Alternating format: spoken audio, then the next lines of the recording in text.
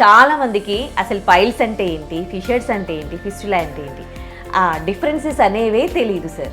So దాని గురించి క్లియర్గా చెప్తారా? కడుక్కుంటున్నప్పుడు కన్నపడి చేతికి తగులుతోంది, ఏదో అది ముట్టుకుంటే నొప్పి వస్తుందంటే అది పైల్స్ అని వాళ్ళు నిర్ధారణ చేసుకోవచ్చు. ఓకే. రెండవది ఫిషర్స్. ఈ ఫిషర్స్ అనేది వాళ్ళకు మోషన్కి వెళ్తుంటే, అంటే విరేచానికి వెళ్తున్నప్పుడు ఫిస్టులా అనేసరికి విరేచనం అయ్యే చుట్టూ భాగాల్లో ఎక్కడో చోట. ఎవరిలో వస్తాయి సార్ ఇవన్నీ పైల్స్ ప్రాబ్లమ్స్? ఫిస్టులా అంటే మాత్రం కర్మరోగం అని చెప్పాలి, కానీ పైల్స్ వచ్చేసరికి మాత్రం కొంతమంది ఏమో ఇంకా పెయిన్ తట్టుకోలేక ఆయుర్వేదం అయితే చాలా టైం పడుతుంది, ఆ పెయిన్ భరించాలి, పెయిన్ని కిల్ చేయలేదు అని డైరెక్ట్ దానికి సర్జరీ ప్రిఫర్ చేస్తూ ఉంటారు. పైల్స్లో కానీ ఫిషర్స్లో కానీ సర్జరీ ఎవరికి అవసరం ఉండదు. ఫిస్టులాలో మాత్రం క్షారసూత్ర అని. వెల్కమ్ టు ఐ డ్రీమ్, నేను Udayashri. Piles, fissures, fistula, anal rectal సమస్యలు ఇవి. చాలామంది వీటికి భయపడుతూ ఉంటారు, సఫర్ అవుతూ ఉంటారు పెయిన్తో. కొంతమంది పెయిన్ తట్టుకోలేక సర్జరీ చేయించుకోవాలనుకుంటారు, కొంతమందికి సర్జరీ అంటేనే భయం ఉంటుంది. మరి పైల్స్, ఫిషర్స్, ఫిస్టులా ఈ మూడు సమస్యలలో వాటి సిమ్టమ్స్ ఎట్లా ఉంటాయి, ఎలాంటి డిఫరెన్సెస్ ఉంటాయి, ఆ పెయిన్కి ఆయుర్వేదంలో ఎటువంటి చికిత్సా విధానం ఉంది తెలియజేయడానికి మనతో ఉన్నారు డాక్టర్ సుబ్రహ్మణ్యం గారు, ఆయుర్వేద వైద్య నిపుణులు, అమృతం ఆయుర్వేద నిలయం నుంచి మాట్లాడదాం. నమస్తే సార్. నమస్తే అమ్మా.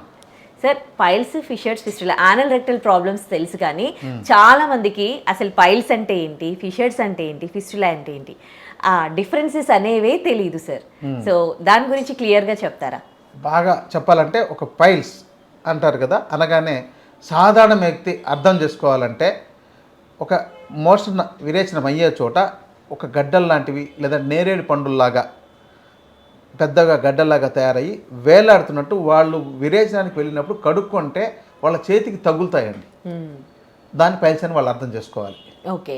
దాంతో ఇంటర్నల్ ఫైల్స్, ఎక్స్టర్నల్ ఫైల్స్ అని, బ్లీడింగ్ ఫైల్స్ అంటే డ్రై ఫైల్స్ అని ఇట్లా రకాలు కూడా ఉన్నాయి. ఓకే. కొంతమందికి బ్లడ్ పడుతుంది, కొంతమందికి బ్లడ్ పడదు, కొంతమందికి నొప్పి వస్తుంది, కొంతమందికి నొప్పి రాదు, కొంతమందికి బయటకు వచ్చి ఉంటుంది, కొంతమందికి బయటికి రాదు. సో ఇవన్నీ ఉంటాయి. కాబట్టి ఇది వైద్యులు పరీక్షించుకుంటారు. అయితే వీళ్ళకి ఏ లక్షణాలు ఉన్నాయనేది ముఖ్యం. వీళ్ళు కడుక్కుంటున్నప్పుడు కన్నపడి చేతికి తగులుతోంది, ఏదో అది ముట్టుకుంటే నొప్పి వస్తుందంటే అది పైల్స్ అని వాళ్ళు నిర్ధారణ చేసుకోవచ్చు వాళ్ళకి వాళ్ళు. కానీ రెండవది ఫిషర్స్. ఈ ఫిషర్స్ అనేది వాళ్ళకు మోషన్కి వెళ్తుంటే, అంటే విరేచానికి వెళ్తున్నప్పుడు అది ఏదో ఇట్లా కోసినట్టు, ఏదో కత్తితో ఇట్లా గీసినట్టు నొప్పి రావడం, మంట ఉండడం. అంటే విరేచనకి వెళ్ళిన తర్వాత గంట నుంచి 2 గంటలు 3 గంటలు అవసరమైతే సాయంత్రం దాకా మంట ఉండడం, ఇలాంటిది ఉన్నట్టయితే అది ఫిషర్స్ అనుకోవాలి. ఈ రెండిట్లోనూ రక్తం పడే అవకాశాలు ఉన్నాయి. బ్లీడింగ్ ఫైల్స్ లో రక్తం పడుతుంది, కానీ వాళ్ళకి నొప్పి ఏమి అనిపించదు. అదే ఫిషర్స్ లో రక్తం పడుతుంది, అప్పుడు మంట నొప్పి ఉంటుంది. ఈ డిఫరెన్స్ వాళ్ళు తెలుసుకోవాలి.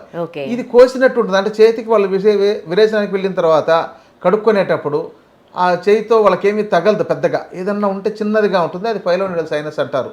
అంటే వీళ్ళకు ఆ యొక్క విరేచనానికి వెళ్ళేటప్పుడు అంతా ఆ మజిల్ సాగిపోయి ఒక చిన్న ముక్కల్లాగా డెవలప్ అయి ఉంటుంది, ఒక చిన్నవిగా మనకు కంది గింజ అంతనో ఆ పెద్దగా. దాన్ని వాళ్ళు చూసి ఫైల్స్ అని భ్రమపడుతుంటారు. ఈ మధ్య ఎంత తెలివైన వాళ్ళు అంటే, మొబైల్స్ అందరి దగ్గర ఉంది కాబట్టి మొబైల్లో ఫోటోలు చూసుకొని ఫోటోలు చూసి పంపిస్తున్నారు మాకు. అవును.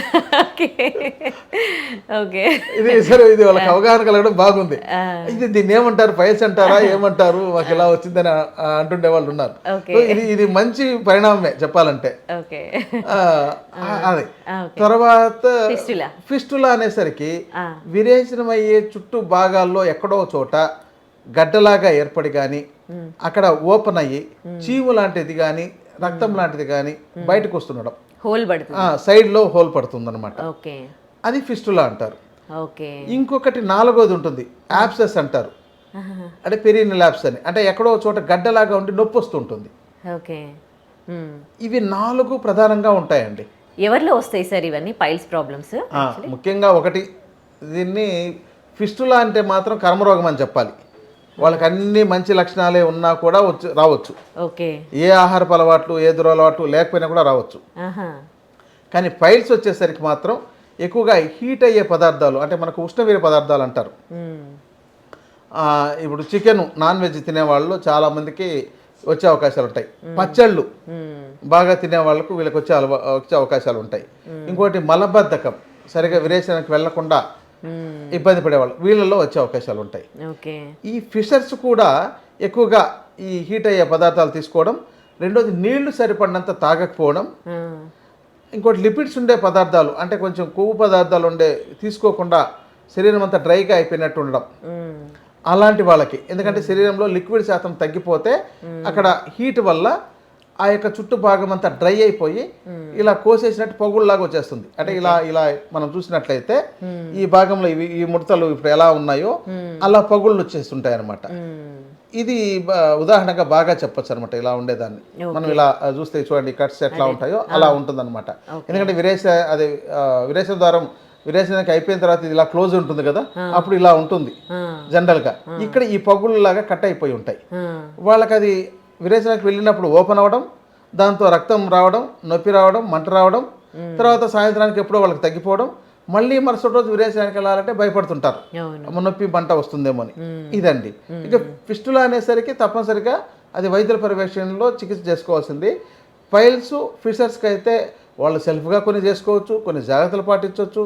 ఇంకొంతమందికి సిగ్గు ఇదొకటి చెప్పడం అనేది, అంటే ఈ ప్రాబ్లం చెప్పుకోవాలంటే లేడీస్లో ప్రధానంగా ఈ సమస్య చెప్పుకోవాలంటే ఇంకొకటి ఏంటంటే దానికి లేడీ డాక్టర్లే కావాలి, అసలు మగవాళ్ళకి ఎలా చెప్పాలి, ఇలాంటి సమస్య ఉండి వాళ్ళు చాలా రోజులు అలా ఉండిపోయిన వాళ్ళని చూసా. ఒక 5-10 ఏళ్ల పాటు అసలు ఈ సమస్య ఉంటే అట్లాగే ఇబ్బంది పడుతూ చెప్పుకోకుండా ఉన్న వాళ్ళని చూశాను నేను. అంటే ఇది సహజ సిద్ధమైంది, నేచురల్ అడ్జస్ట్ జరిగేది, దాన్ని అంతటిగా భావించకూడదు అనే విషయం ఇంకా చాలా మందిలో అవగాహన లేదు అని అంటే ఇంకా మనం ఎక్కడో వెనకున్నామని అర్థం. కొంతమంది ఏమో ఇంకా పెయిన్ తట్టుకోలేక ఆయుర్వేదం అయితే చాలా టైం పడుతుంది, ఆ పెయిన్ భరించాలి, పెయిన్ని కిల్ చేయలేదు అని డైరెక్ట్ దానికి సర్జరీ ప్రిఫర్ చేస్తూ ఉంటారు. సో మీరేమంటారు, అది బెస్ట్ అంటారా? సర్జరీ అనేది ఒకప్పుడు బాగా చెప్పేవాళ్ళండి, ఇప్పుడు చాలా వరకు సర్జరీ చెప్పట్లేదు. ఎందుకంటే ప్రజల్లో కొంత అవగాహన వస్తుంది. ఈ సర్జరీ ఎవరికి అవసరం ఉండదండి. ఫైల్స్లో కానీ ఫిషర్స్లో కానీ సర్జరీ ఎవరికి అవసరం ఉండదు. ఫిస్టులాలో మాత్రం క్షారసూత్ర అని ఒక థ్రెడ్కు మెడిసిన్ని డ్రై చేసి పెట్టి ఆ థ్రెడ్ని పంపించి దాని ద్వారా చేస్తారు. అది తప్పనిసరిగా వైద్యులే చేయాలి. పర్టికులర్గా ఆయుర్వేద వైద్యులు మాత్రమే చేయగలుగుతారు. అది దాని మీద కూడా ఒక ప్రత్యేకంగా ఎండి కోర్స్ ఉందన్నమాట. ఇది సో వాళ్ళు మాత్రం బాగా చేయగలుగుతారు. కొంచెం ఎక్స్పీరియన్స్ ఉంటే అందరు డాక్టర్లు చేయగలుగుతున్నారు ఈ క్షారసూత్ర అనేది వాడడం, ఈ చికిత్స. ఇక ఈ ఫైల్స్ ఫిషర్లకు మాత్రం ఏ ఆపరేషన్లో అవసరం ఉండదు, 99% ఉండదు. ఎక్కడో తప్పని పరిస్థితుల్లో ఏళ్ల తరబడి బాగా ఇబ్బంది పడి వాళ్ళు పెద్ద చేసుకోంటే తప్ప వీలైనంత వరకు ఇవన్నీ కూడా మందులతోనూ సిడ్బాత్ అని చెప్పని ఒక టబ్లో మెడిసిన్ లాంటిది వేసిన కషాయం లాంటిది తయారు చేసి కూర్చొని దాంతో చేసుకోవడం ద్వారా, మరి ఆ ఫిషర్స్ ఎక్కువ ఉన్నట్టయితే ఆయుర్వేదంలో వస్తికర్మ అని చెప్పని ఒక మెడిసిన్ లాంటి దాన్ని అది లూబ్రికేషన్ కోసం రక్తంలోకి ఎక్కిస్తాం అనమాట. సో ఈ చికిత్సల ద్వారానే మ్యాక్సిమం తగ్గుతాయండి. ఇక బిగినింగ్లో వచ్చినట్లయితే మాత్రం తప్పనిసరిగా వాళ్ళకు మందులతోనే తగ్గిపోతుంది. కొన్ని ఆహార విధానాలు మార్చుకున్నా కూడా తగ్గిపోతుంది.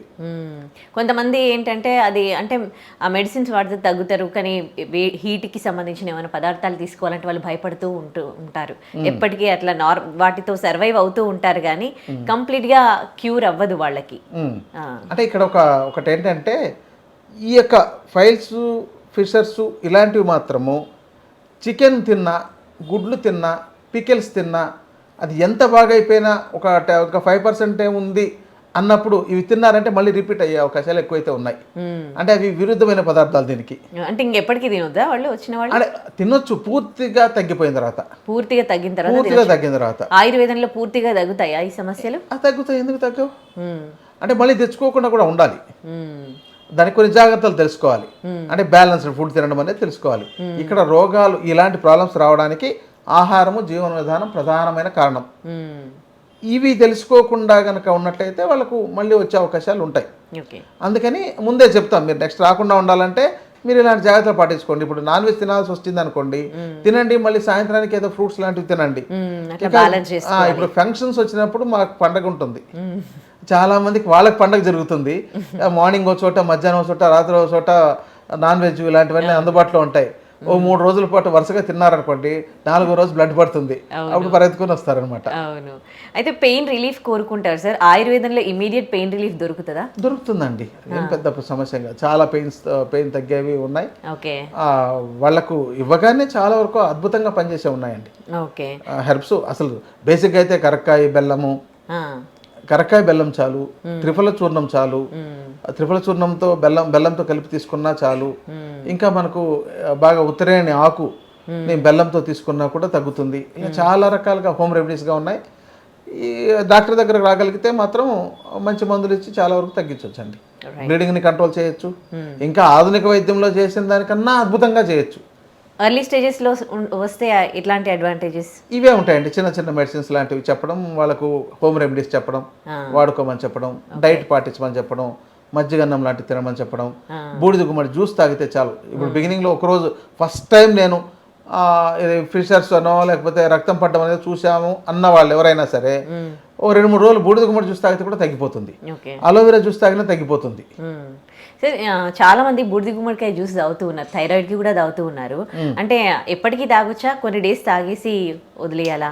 ఇప్పుడు ఏదైనా అతి సర్వత్రా వర్జయత్, ఏది ఎక్కువగా తీసుకోకూడదు, అలాగని వదిలిపెట్టకూడదు. ఓకే.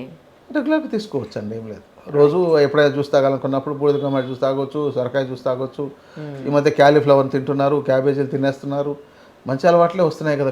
పచ్చివి కొంచెం బాయిల్ చేయకుండా పచ్చివి అట్లా కొంతమంది తింటున్నారు. ఎందుకంటే ఎందుకు మీరు ఫంక్షన్లోకి వెళ్తే క్యారెట్ని, క్యాబేజీని, క్యాలీఫ్లవర్ కూడా కట్ చేసి పెడుతున్నారు కదా, బీట్రూట్ని అన్ని కూడా పెడుతున్నారు కదా, 1-2 పీసెస్ తింటున్నారు కదా.